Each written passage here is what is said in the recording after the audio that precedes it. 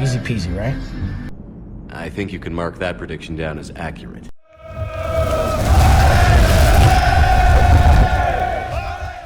Fuck me, what a goal and what a player that lad is right now. But honestly, what can you say about the performance? We were in complete control of that game. I mean, I even remember thinking at 3-0, we barely got out to second gear. The game was almost boring, we found it so easy. I did say before the game, our front three just had to turn up and perform against that shambolic Watford defence, and it would be like a lion raping a sheep. But even I didn't think we'd find it that easy, because usually when teams play against us or City, they usually up their game a little. But honestly, I've been thinking these last couple of years about the Premier League. We've got the Big Six, they've been dominating Europe the last 2-3 years. Crystal Palace buying £30 million defenders and Benteke for the same price. It's all still a vivid memory for me. And now the Saudi takeover in Newcastle. The Premier League really feels like it's on the verge of something special in my opinion. So it almost felt like a letdown to that opinion of mine that I have of our league right now. That Watford played this badly, because by the time we got to 3-0, honestly, it almost felt like... These rustics are so inept. Nearly takes the honour out of victory. Nearly. I mean, we found it so easy against this Watford team. The cameras even panned to their crowd after the 5th goal went in, and their fans were laughing, just laughing at how badly their lads had got a spanking. But having said that, you can't take away from our front three, who definitely got their mojo back as a trio now. It's going to be hard for Jota to break back in now, because fuck me, what we just witnessed was 3 world-class forwards just toying with their prey and having fun as they absolutely destroyed them 5-0. Going into the game, I was actually a little peed off, because literally just as I posted my pre-match video with all my predictions, the news broke that Curtis Jones would be unavailable due to injury that he picked up with England under-21s. You give my arse an headache, Rodney. Because if it weren't for that, I'd have actually got the starting 11 spot on, but... typical. I mean, not that it mattered, thank God, because not long after kickoff, Nobede decides to go for a piss and misses an absolute pearl of an assist from Salah outside of his foot, swerves around in front of the on-running defenders and lands inch perfect in front of Mane to get an early goal. I mean, again, what can you say about Mo Salah? The lad is definitely the form player in the world right now, and this pass from him was just him at his best, just enjoying himself. During the replay, though, we had a different angle, and I found myself respecting what he did even more, because he had acres of space in front of him, and very easily could have gone on a run and had a goal for himself, which I'm amazed he didn't do, because like one slightly negative thing I could say about Mo Salah is he does have a tendency to be greedy sometimes, but in this case, no, you can't fault him. He saw Mane was in a different position, a better position to score, and he duly obliges. 1-0 and we're up and running. If that's not worth a bet, I don't know what is.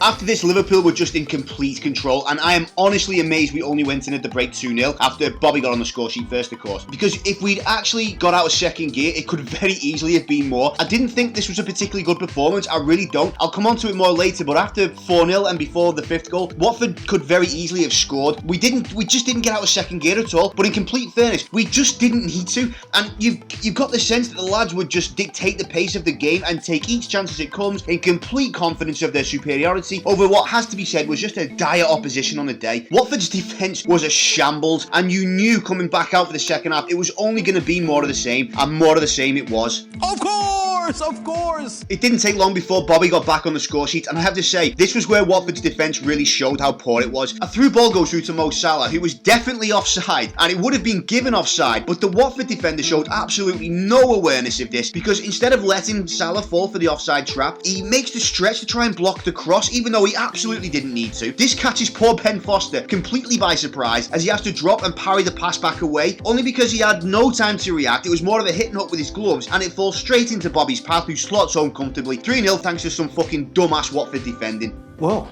thank you for that.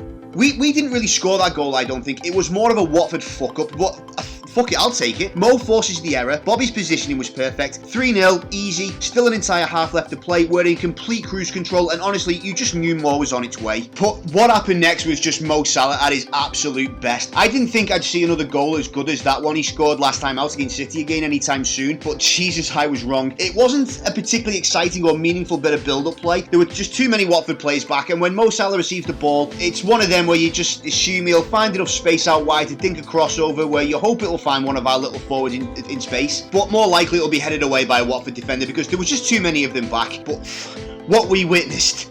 Damn!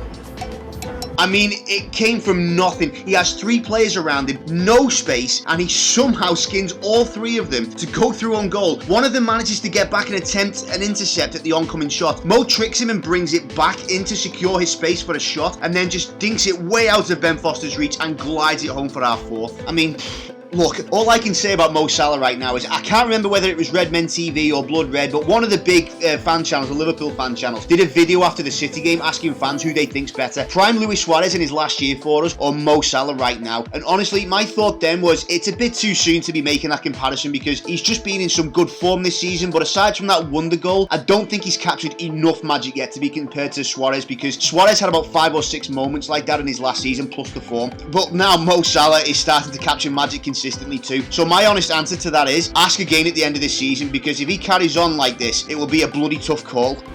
Yeah, good luck with that. Unfortunately though, this is where Liverpool kind of took their foot off the gas a little. We wisely made a couple of changes, took Robbo and Trent off and decided to rest any players who needed it and clearly slowed the tempo down a little. Now aside from the substitutions, if anything I think he should have taken one of the front 3 off too so as not to risk any of them any further, but whatever. I think slowing the tempo down was a mistake. Watford may have been a disaster, but they were still at home. We're still Liverpool. They still had pride to play for and scoring a goal against this rampant Liverpool team would still be a minor consolation for them and they were definitely hunting for it. Thankfully our defence in Kelleher handled it with ease, but I was still getting a little miffed that they were getting that many chances in the first place. If they'd have snatched the goal and denied us a clean sheet after this performance, it would have felt like, Oh, you stupid son of a...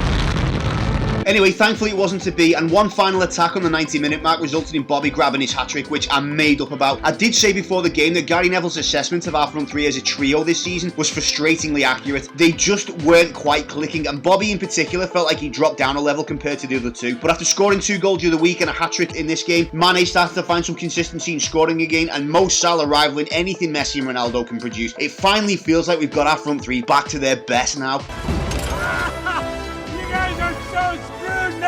Up next, it's Atletico on Tuesday, but for me, I've got one eye already on the Man United game next weekend, and I honestly can't wait to see if any of the big fan channels like Red Men and Mark Goldbridge get together on this, because I'd love to see a Ronaldo versus Salah debate. I mean, me personally, I think you can't take away from the fact that Ronaldo's been playing at this level for over a decade and deserves all the plaudits he gets, despite being the most arrogant wanker in the game as well. But right now, Mo Salah is the form player on earth at this moment in time, and because him and Ronaldo are going to be on the pitch at the same time, I genuinely think next weekend is going to be a classic, and I can't wait for it. Anyway, that's it for now. As always, I'd love to hear your guys' comments below. If you're new to the channel, don't forget to like and subscribe. I'm a new channel at this point, so any and all interactions are very much appreciated. If you're already subscribed, thanks again for your support. And talking about that United game next week, I can't say for certain whether I'll get it done on time, but I am trying to get something good sorted for the United game next weekend. It's the biggest game in English football. It's my favourite football day of the year, and hopefully I might have a little treat lined up for you guys in that video. I can't promise anything, but I am trying to get it done on time, so make sure you keep an eye out for it after the Atletico game. But for now, I hope you enjoyed the match, and I hope you enjoy the rest of your weekend. Take care, lads and lasses, and I'll see you in the next video. Ta-ra.